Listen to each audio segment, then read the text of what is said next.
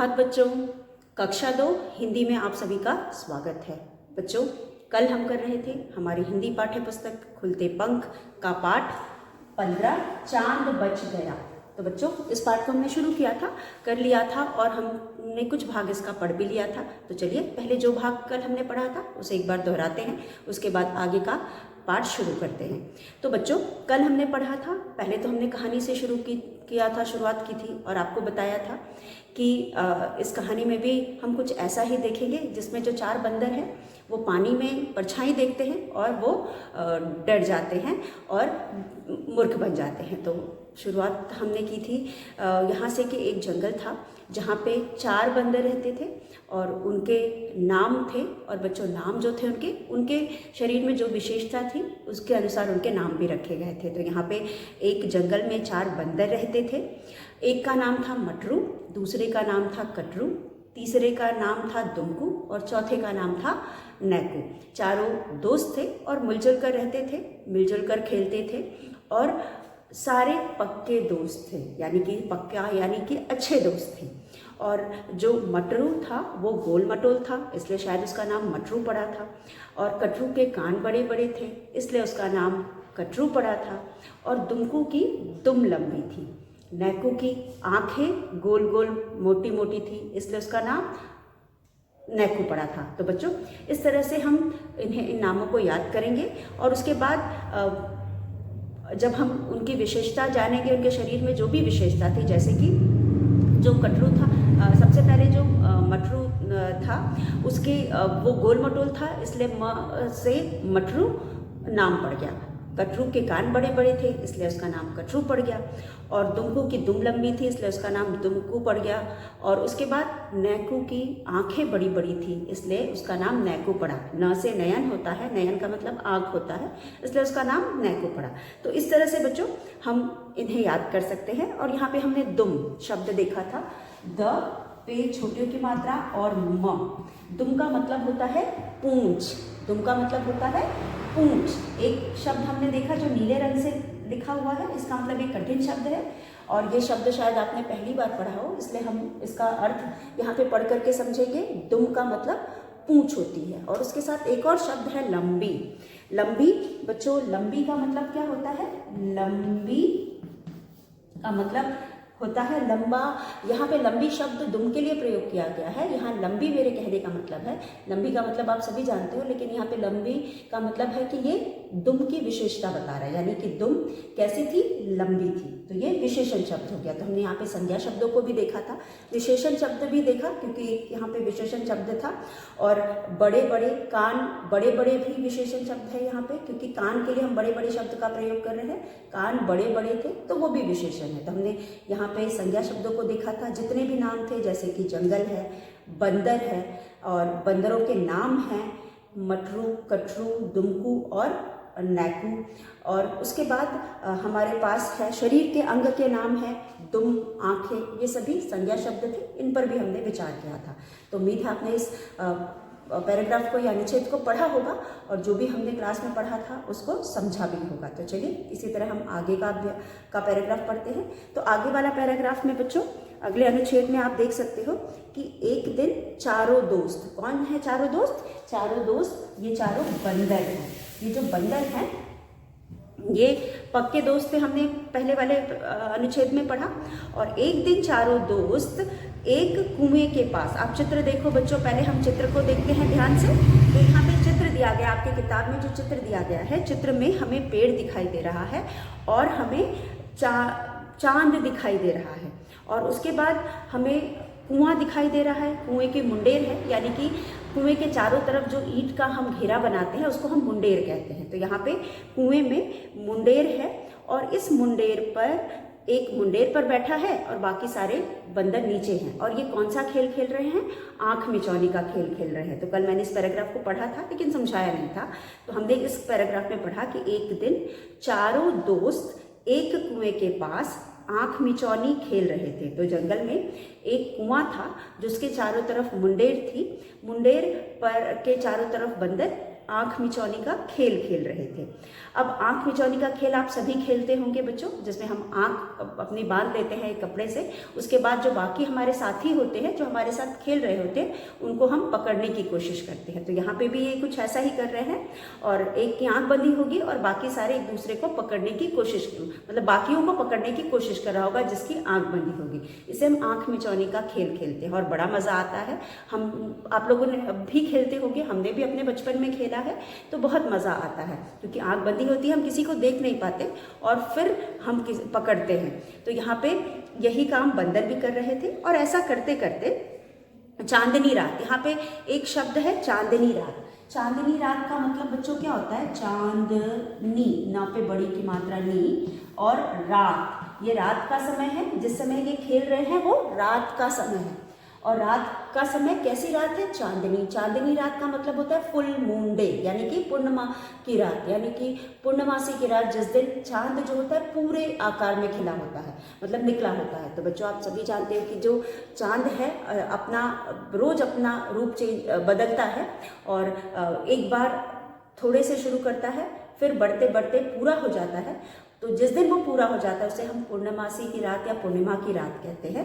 और उसके बाद फिर घटना शुरू होता है और जिस दिन एकदम खत्म हो जाता है उसको हम अमावस्या की रात कहते हैं, जिस दिन चांद हमें नहीं दिखाई देता और बहुत अंधेरा होता है।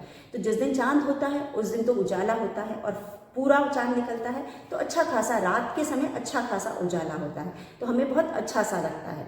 और उसके बाद रात के इस उजाले में हम घर के बाहर निकल करके काम कर सकते हैं और खेल कूद सकते हैं, तो कुछ भी करते हैं और बहुत मज़ा आता है। तो यहाँ पे भी कुछ ऐसा था, जो रात थी वो चांदनी रात थी, जिसकी वजह से बाहर अंधेरा होते हुए भी चांद आज पूरा होने की वजह से उसकी रोशनी काफ़ी ठीक ठाक थी, तो बाहर दिखाई दे रहा था। हम चित्र में देख सकते हैं कि जो चांद है वो पूरा खिला हुआ है, पेड़ के डाली के बीच में से हमें चांद दिखाई दे रहा है और चांद पूरा निकला हुआ है, उसकी रोशनी भी अच्छी खासी है और जिसकी वजह से रात के समय भी एक उजाला सा है और इस उजाले रात में सभी लोग खेल रहे हैं, उनको भी अच्छा लग रहा है और वो सभी खेल रहे हैं। कौन सा खेल खेल रहे हैं? आँख मिचौनी का खेल खेल रहे हैं।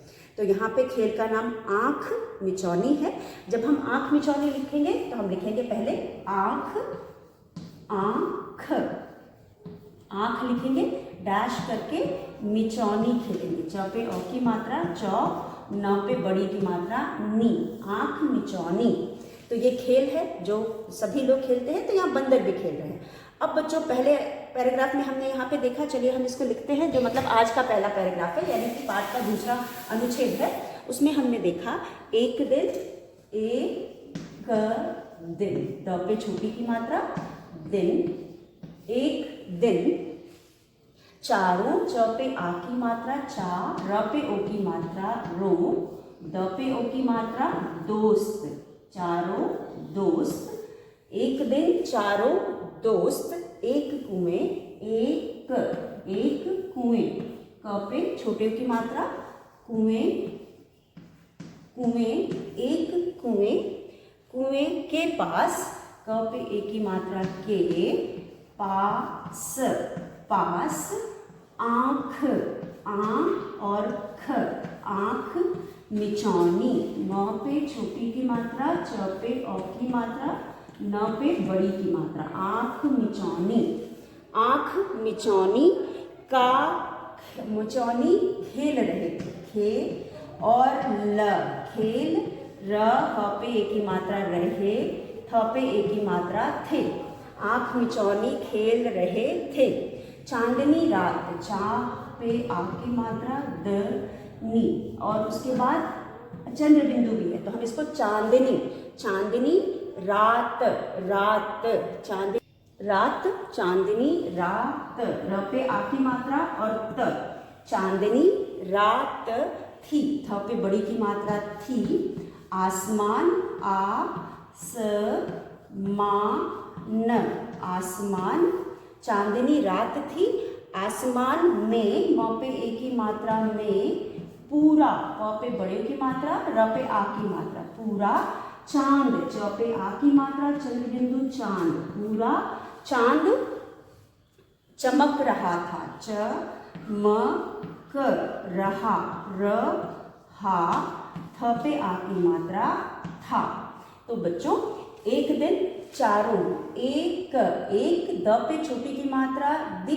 न दिन, चा र पे ओ की मात्रा रो और बिंदी चारों, द पे ओ की मात्रा दो, आधा स त दोस्त, एक कुएं, कुएं क पे छोटे की मात्रा ए पे चंद्र बिंदु कुएं के पास आंख मिचौनी, आंख मिचौनी खेल रहे थे, चांदनी रात थी, आसमान में पूरा चांद चमक रहा था। तो चांदनी रात को पूरा चांद होता है और वो चमक रहा था। चमकने की वजह से, पूरा चांद होने की वजह से बाहर काफ़ी उजाला था और उस चांदनी रात के उजाले में सब आंख मिचौनी का खेल खेल रहे थे।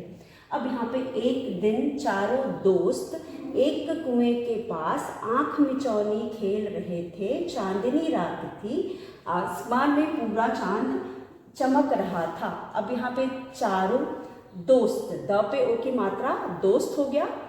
दोस्त, यहाँ पे दोस्त हम किसी के लिए दोस्त शब्द का प्रयोग कर रहे हैं तो ये संज्ञा शब्द हो गया। कुआं एक स्थान है, वो भी संज्ञा शब्द हो गया। उसके बाद आंख मिचौनी खेल का नाम है, ये भी संज्ञा शब्द हो गया। तो दिन भी संज्ञा शब्द हो गया, आंख मिचौनी ये सभी संज्ञा शब्द हो गए, क्योंकि हम यहाँ पे किसी चीज़ के बारे में बताने के लिए इन शब्दों का प्रयोग कर रहे हैं। चांदनी रात को हम चांदनी कह रहे हैं, चांद कह रहे हैं। अब ये सारे संज्ञा शब्द हो गए, तो आपको यहाँ पे भी संज्ञा शब्द क्लियर हो गया। तो वह शब्द जो किसी न किसी का नाम होता है, हम किसी के लिए उस शब्द का प्रयोग करते हैं, किसी के बारे में बताने के लिए, किसी को संबोधित करने के लिए जब हम इन शब्दों का प्रयोग करते हैं तो उन्हें हम नाम कहते हैं या फिर हम उन्हें संज्ञा कहते हैं। तो सारे नाम संज्ञा होते हैं, तो ये सभी संज्ञा शब्द हैं। इसके अलावा यहाँ पे हमें कुछ कठिन शब्द भी दिखाई दे रहे हैं। अब कठिन शब्द में हमारे पास यहाँ पे क्या दिखाई दे रहा है? सबसे पहला कठिन शब्द हमें जो यहाँ दिखाई दे रहा है वो है दिन।